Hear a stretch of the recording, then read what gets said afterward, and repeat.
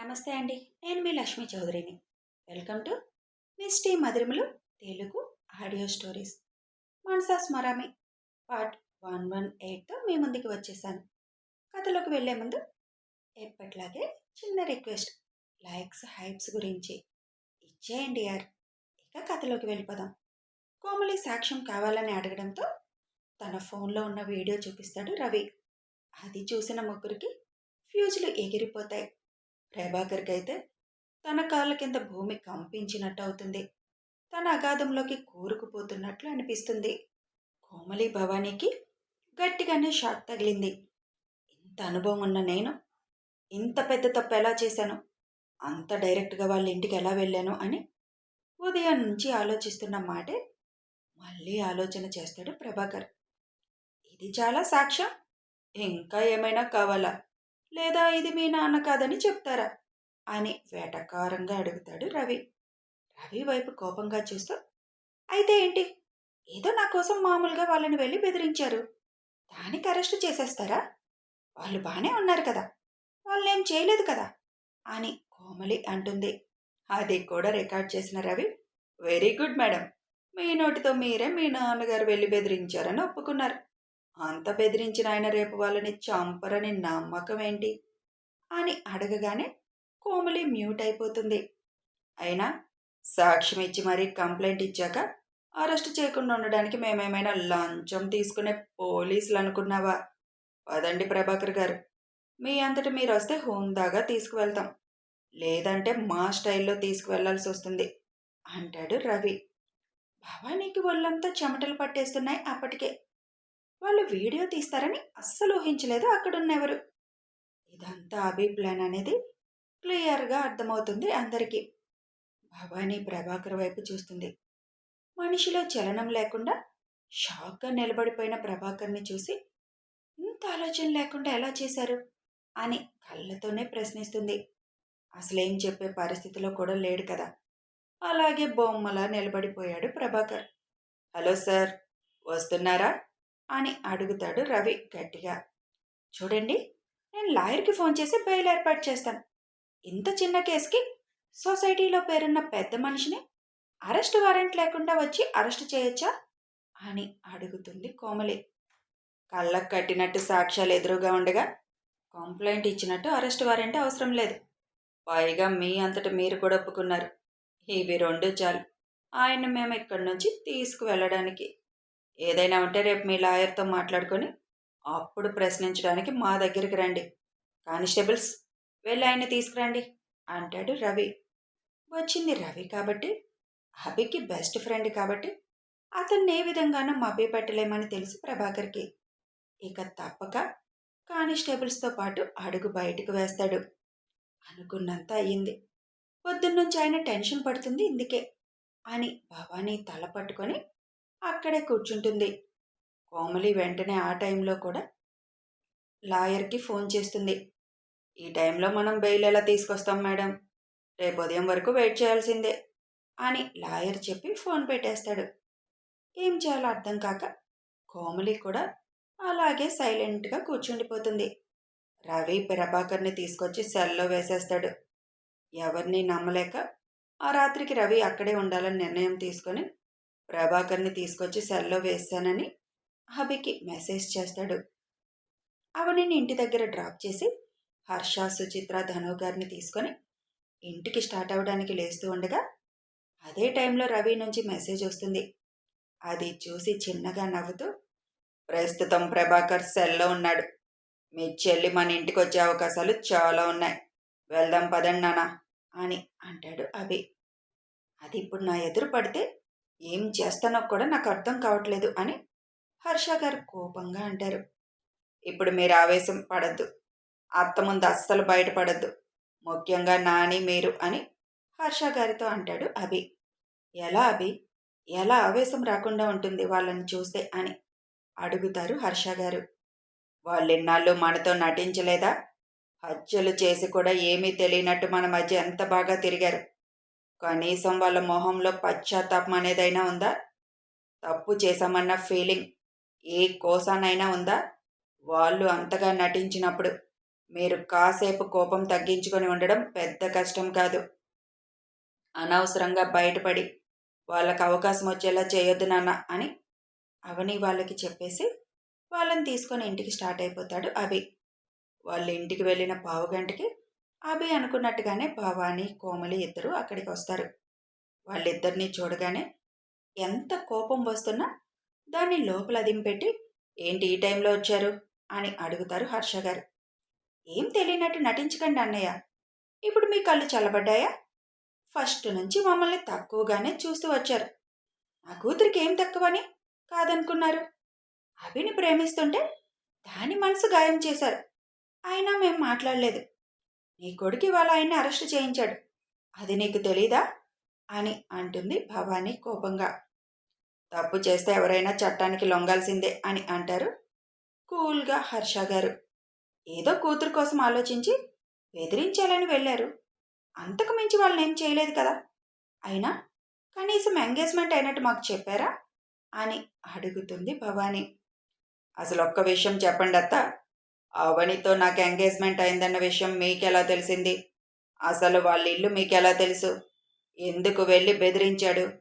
మేం చెప్పకుండానే అవని గురించి మీకెలా తెలిసింది? అంటే మమ్మల్ని వెంబడిస్తున్నారనేగా అర్థం అని ప్రశ్నలు సంధిస్తాడు అభిరామ్. అభి అడుగుతున్న ప్రశ్నలకు సమాధానం చెప్పలేక గుటకలు మింగుతుంది భవానీ.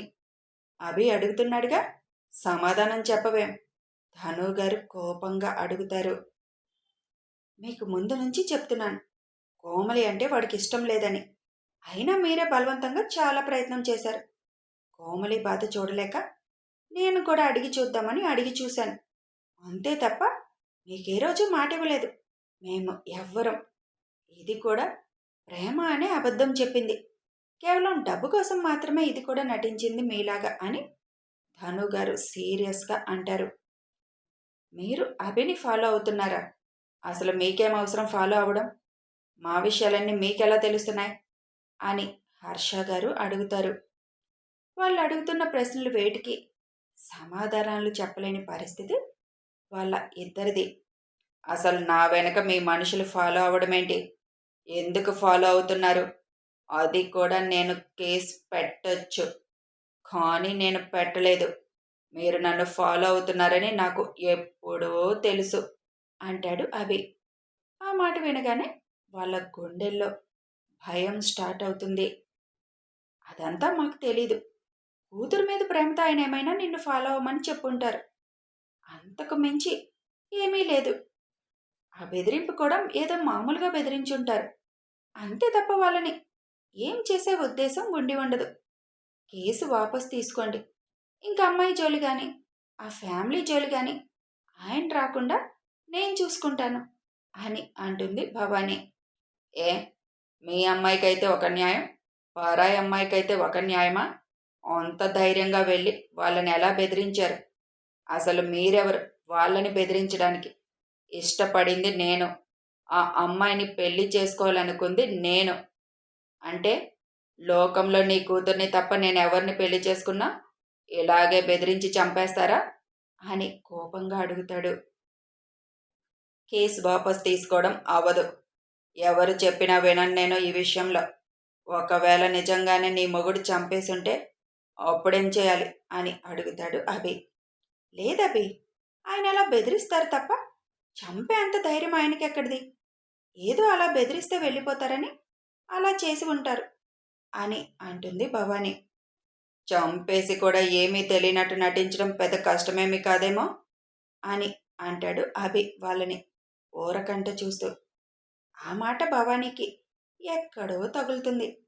అయినా కూడా అప్పటి నిజం ఇప్పుడు తెలిసే అవకాశం లేదులే అనుకొని అది పక్కన పెట్టి, ఈ ఒక్కసారికి క్షమించండి అన్నయ్య, ఆయన్ని వదిలేయమని చెప్పండి. నేను మాట్లాడతాను ఆయనతో. మీరొక్క ఫోన్ చేస్తే వాళ్ళు వదిలేస్తారు అని అంటుంది భవానీ. ఈ విషయంలో నేనేం చేయలేను. మీ ఆయన చేసింది ముమ్మాటికి తప్పే. తప్పు చేసిన వాడు ఎప్పటికైనా దొరుకుతాడు. ఇక ఈ విషయం గురించి అయితే ఏం మాట్లాడొద్దు అని చెప్పేస్తారు హర్ష గారు. చేసేదేమీ లేక ఇక వాళ్ళని అడిగిన ప్రయోజనం లేదని అక్కడి నుంచి వెళ్ళిపోతారు భవానీ కోమలి. చిచి, ఇంత చేసి కూడా ఏమీ తెలియనట్టు ఎంత బాగా నటిస్తున్నారు. మొగుడు చేసింది తనకు తెలియనట్టు నటిస్తుంది అని అంటారు సుచిత్ర.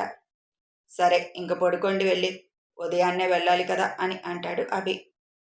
ఉదయాన్నే 10 గంటలకి రవి ప్రభాకర్ని ఇన్వెస్టిగేషన్ రూమ్కి తీసుకొస్తాడు. అక్కడ కూర్చొని ఉన్న అభిని, హర్ష గారిని చూసి షాక్ అయిపోతాడు ప్రభాకర్. వీళ్ళిద్దరు ఎందుకు వచ్చారు ఇప్పుడు అని ఆలోచిస్తూ నటన మొదలు పెడతాడు ప్రభాకర్. బాబా, ఏదో బుద్ధి గడ్డి తిని ఆ అమ్మాయిని బెదిరించడానికి వెళ్ళాను, అంతే తప్పేదో చేయాలని అయితే కాదు. వాళ్ళు ఊరు వదిలి వెళ్ళిపోతారేమోనని ఒక బాణం వేశాను అంతే. కేసు వాపస్ తీసుకోండి బావా, ఇంకా అమ్మాయి వాళ్ళ జోలు నేను వెళ్ళను అని అంటాడు. ఆ రూమ్కి పక్క రూమ్లోనే అవని వాళ్ళందరూ స్క్రీన్ ముందు కూర్చొని ఉంటారు. హర్ష గారు ప్రభాకర్ కళ్ళల్లోకి చూస్తూ, నా ప్రాణ స్నేహితుడైన వివేక్ ఫ్యామిలీని ఎందుకు అంత దారుణంగా చంపావు అని సూటిగా అడుగుతారు. ఆ మాట వినగానే షాక్తో ప్రభాకర్కి తలలో ఉన్న నరాలన్నీ తెగిపోయిన ఫీలింగ్ వస్తుంది. బీపీ హై రేంజ్లో పెరిగిపోతుంది. ఎంత బయటికి కనిపించకుండా ఉంచుదామని చూసినా అతని మొహంలో కంగారు, భయం, ఈ నిజం వీళ్ళకి ఎలా తెలిసిందన్న అనుమానం అన్నీ తెలిసిపోతున్నాయి. ఇప్పుడు తను భయపడితే వీళ్ళు తన చేత ఎలా అయినా నిజాలు చెప్పిస్తారని, పొరపాటును కూడా నిజం బయటికి రాకూడదని నిర్ణయించుకొని, ఏం మాట్లాడుతున్నారు మీరు? వాళ్ళని నేను చంపడం ఏంటి? ఇన్నాళ్ళు లేనిది ఇప్పుడు కొత్తగా ఈ నింద కూడా వేస్తున్నారా? అయినా ఎప్పుడు లేనిది వాళ్ళు చనిపోయాక ఎన్ని సంవత్సరాలు అయ్యాక ఇప్పుడు ఆ డౌట్ మీకెందుకు వచ్చింది? వాళ్ళు యాక్సిడెంట్లో చనిపోయారని మీకు తెలుసు కదా, మన ఇద్దరమే కదా వెళ్ళి అన్నీ చూసొచ్చాం అని ప్రభాకర్ రివర్స్లో మాట్లాడడం మొదలు పెడతాడు. అవును, ఆ రోజు యాక్సిడెంటే అనుకున్నాం. అందుకే ఎటువంటి ఎంక్వైరీ చేయించకుండా నిన్నిన్ని రోజులు ఫ్రీగా బయట తిరగనిచ్చాం. కానీ ఇప్పుడు నిజం బయటపడింది. వాళ్ళది యాక్సిడెంట్ కాదు, ప్రీ ప్లాన్గా చేసిన హత్య అని. అది తమరు స్వయంగా చేశారని మాకు ప్రత్యక్ష సాక్షి ద్వారా తెలిసింది. అందుకే ఇప్పుడు నిన్ను నిజం అడుగుతున్నాను. అసలు వాళ్ళని చంపాల్సిన అవసరం నీకెందుకు వచ్చింది? వాళ్ళతో నీకేంటి శత్రుత్వం? అంత దారుణంగా వాళ్ళ ప్రాణాలు ఎలా తీయగలిగావు అని కోపంగా అడుగుతారు హర్ష గారు. మళ్ళీ అదే మాట, నేనెందుకు చంపుతాను వాళ్ళని? నాకేం అవసరం? అయినా ఎక్కడికో ఊరెళ్ళి అక్కడ చనిపోయిన వాళ్ళని నేనెలా చంపగలుగుతాను? ఏదో వాళ్ళని బెదిరించాను కదా అని ఎప్పుడో జరిగిపోయిన సంఘటనని నా మీద వేసి నా మీద పగ తీర్చుకోవాలని అనుకుంటున్నారా అని తన భయాన్ని లోపల కప్పిపుచ్చుకొని ఆవేశంగా అడుగుతాడు ప్రభాకర్. నువ్వెంత ఇప్పుడు పోకరించినా నువ్వే చంపావనడానికి ప్రత్యక్ష సాక్షి ఉంది. అనవసరంగా వాదించకుండా ఎందుకు చంపావన్నది చెప్పు ప్రభాకర్, లేదంటే మాత్రం నేను వేరే విధంగా రియాక్ట్ అవ్వాల్సి వస్తుంది అని ఎప్పుడూ లేని విధంగా ఆవేశంగా మాట్లాడతారు హర్ష గారు. ప్రత్యక్ష సాక్షి ఉన్నాడా? ఎవరతను అని నవ్వుతాడు ప్రభాకర్. ఎవరైతే నీకెందుకు, ముందు నువ్వెందుకు వాళ్ళని చంపావన్నది మాత్రం చెప్పు. మీలో ఒకరిని ప్రత్యక్ష సాక్ష్యాన్ని చూపించి నన్ను కేసులో ఇరికించాలని చూస్తే అది జరిగే పనేనా? మీ దగ్గర ఇంకేమైనా సాక్ష్యాలున్నాయా నేనే చేశాననడానికి అని వాదించడం మొదలు పెడతాడు ప్రభాకర్. కాసేపు హర్ష గారు, ప్రభాకర్ ఒకరినొకరు అలా వాదించుకుంటూ ఉండడం చూసి, మీరు ఆగండి నాన్న, వీడెంత ఈజీగా నిజం ఎలా చెప్పేస్తాడు? మీరు అడగగానే అవును నేనే చంపాను అని ఒప్పుకుంటాడు అనుకున్నావా? చూసావు కదా ఎలా వితండంగా వాదిస్తున్నాడు. ఇలాంటి వాడిని ఎలా హ్యాండిల్ చేయాలో నాకు బాగా తెలుసు. మీరు కాసేపు రిలాక్స్గా కూర్చోండి నాన్న అంటాడు అభి. ఏంటి, తండ్రి అయిపోయింది, ఇప్పుడు కొడుకు స్టార్ట్ చేస్తాడా? ఎవరేమడిగినా నా నుంచి వచ్చే ఆన్సర్ ఒకటే, నేనే చేశాననడానికి మీ దగ్గర సాక్ష్యాలు ఏమున్నాయి? అనవసరంగా నా మీద నిందలు వేస్తే ఊరుకోను అని అభి వైపు చూస్తూ అంటాడు ప్రభాకర్. అవును మరి, నువ్వు ఉత్తమ పురుషుడివి, నీ మీద మేము నిందలు వేస్తున్నాం. నువ్వు చేసే వ్యాపారాలన్నీ అవినీతిమయమే. కన్స్ట్రక్షన్ బిజినెస్ నువ్వు ఎంత అవినీతిగా చేస్తున్నావు సాక్ష్యాలతో సహా నా దగ్గరున్నాయి.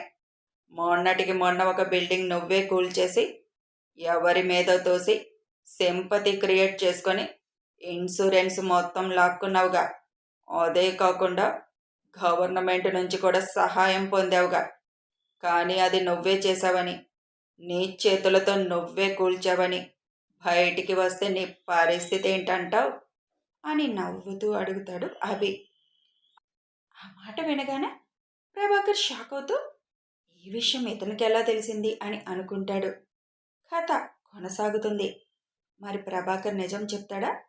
ప్రభాకర్ చేత నిజం చెప్పించడానికి అభి ఎలాంటి ప్లాన్ వేశాడు తెలుసుకోవాలంటే ఫాలో అయిపోండి. వీడియో నచ్చితే ఒక లైక్ చేయండి, షేర్ చేయండి, కామెంట్స్ రూపంలో మీ అభిప్రాయం తెలపండి. Thanks for watching.